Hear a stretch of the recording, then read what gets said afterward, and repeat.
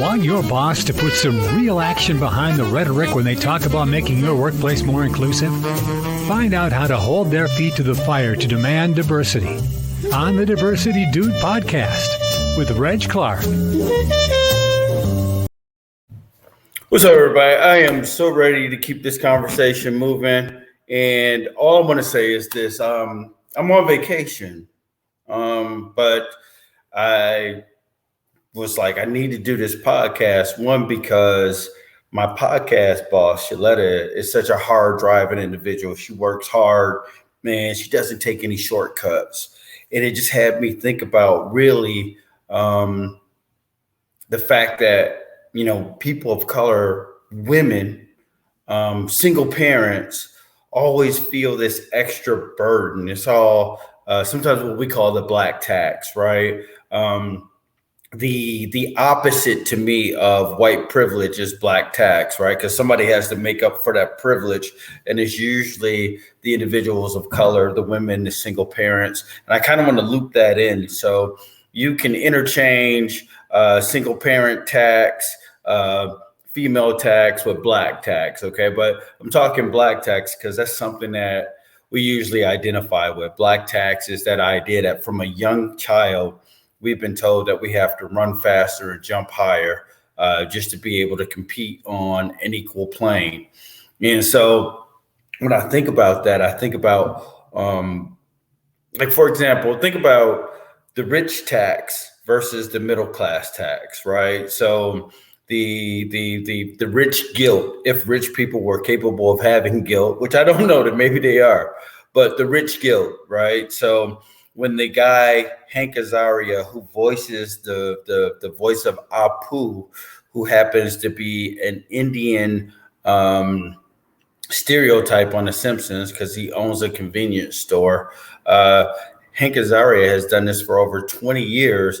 And then finally he said, hey, I'm really sorry for what I did. He didn't give back any money or anything. He didn't, make any donations, but he was like, I'm really sorry. So that would be an example of a rich guilt if people were able to have that.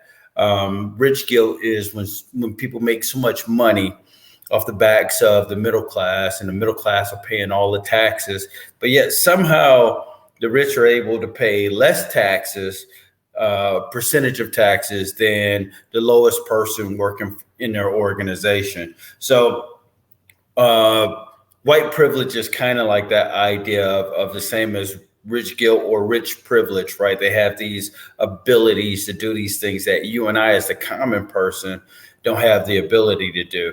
So when you think about what I'm about to talk about, think about it in the sense of that. Like, the rich privilege is white privilege. They're almost synonymous with each other. And then the black tax is the middle class tax, just bearing the brunt for everything around you. And I say that because I wanted to take the day off. I really just wanted to do nothing, not only on my podcast, but in my normal 9 to 5. I wanted to do nothing, but I feel somewhat compelled to check my emails and send a message and log in and do this and do that, take that extra phone call, because that's part of my experience as a Black person, is that I have to work harder. I have to do more just in order to be, on an even playing field. Whereas some of my peers are able to go on vacation, hit that out of office notice, maybe not even put an out of office notice in, and guilt-free. That's the privilege. They're guilt-free. They're able to move about and say, hey, I'm going to enjoy my time off.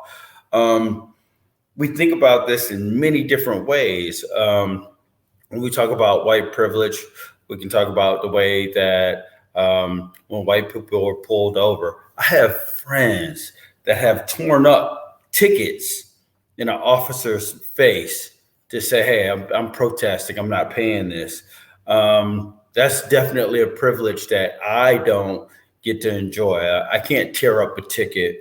At work, I have friends and peers who can go into the office of a boss or a senior and have a very earnest conversation. They can go in and they can speak their mind. They can say what they want.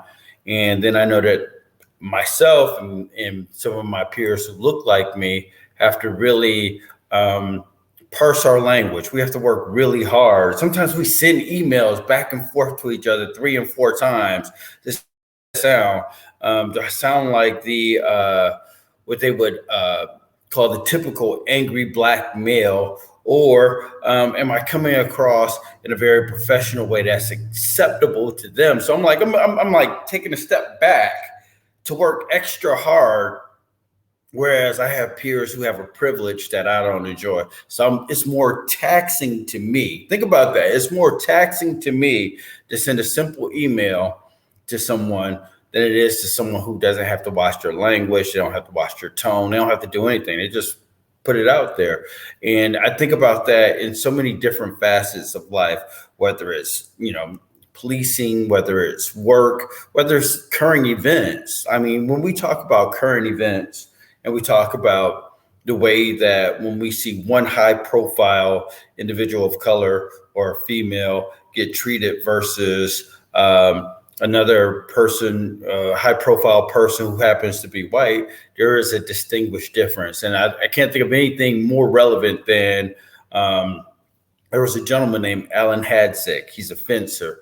And the judge said, hey, yeah, you know what? I'm going to sentence you for these alleged sexual crimes. I'll sentence you after, you come from the Olympics, where there was another individual. Her name happens to be Jordan Childs, who is an athlete of color, where her mother had basically a white collar crime, right? And she was sentenced the day that her daughter was going to compete. So you think about that difference. Did Helen Hadsick, did he benefit from white privilege? And did Jordan Child's mother pay the black tax? She's not given the benefit of the doubt. It wasn't a violent crime. It wasn't a crime against someone. I believe she allegedly falsified some documentation. So we talk about this idea of inclusion and diversity, and everybody who listens to my podcast know that I'm way more on the inclusion side of things. And inclusion is really just giving equal representation and equitable treatment of people from all backgrounds. And when we talk about this idea of white privilege versus black tax, that's really everything that it boils down to, right? So everything that we've been seeing, I've never seen a lot of white George Floyds in the news. So that right there is the black tax we pay, the tax that some people are paying with their lives because they're not recognized, they're not treated as a human, but they're treated as a person of color. I think that's a very strong statement in itself, is that a person is not being treated as a human, they're being treated as a person of color. Like that's a subcategory. And then the white privilege continues. So when I think about just something as simple as taking a day off, and I can't enjoy that. I wake up the morning of my first day of vacation panicking because I'm wondering, did I put my out of office notice on? Did I give the correct information for people to follow up on? My fear is I don't want to be considered lazy and shiftless, even though it's PTO or paid time off or vacation that I earned. I still don't want to be seen as lazy and shiftless or not caring about my job or having a wanton attitude about what I do. But I do know I have peers that are able to go out and do exactly what they want. So what I really want people to think about or take away from this one podcast is not just the fact of what is white privilege, but what's the impact? Who picks up the slack for that white privilege? Who takes up for those individuals who have those liberties that we don't have? And you are a person who happens to be in a position of power. We talked about being an ally, being an effective ally in a past podcast.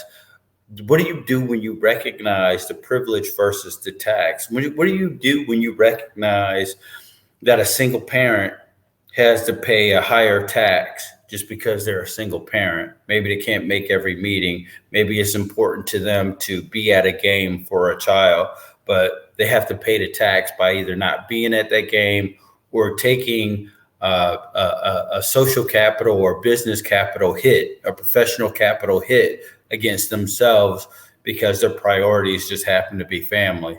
What are you doing as an ally, as a person in power, to make sure that white privilege and the black tax are balanced out? There has to be a balance somewhere. So when we think about it, and I guarantee I could come up with a dozen, probably a couple of hundred, if I just hit the Googler and put in, some incidents where black people or women or people of color or single parents were treated differently in the workplace, in the legal system, in housing, and you name it, you go on and on. There have been privileges that for years others have benefited from, to the detriment of other people. So when I think about, again, the black tax is definitely a byproduct of white privilege. And so we have to level that out at some point.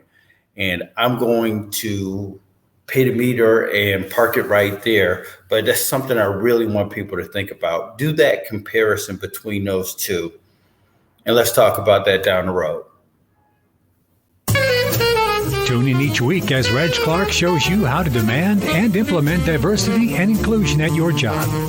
To hear more, check out his previous shows on ShalettaMakesMeLaugh.com.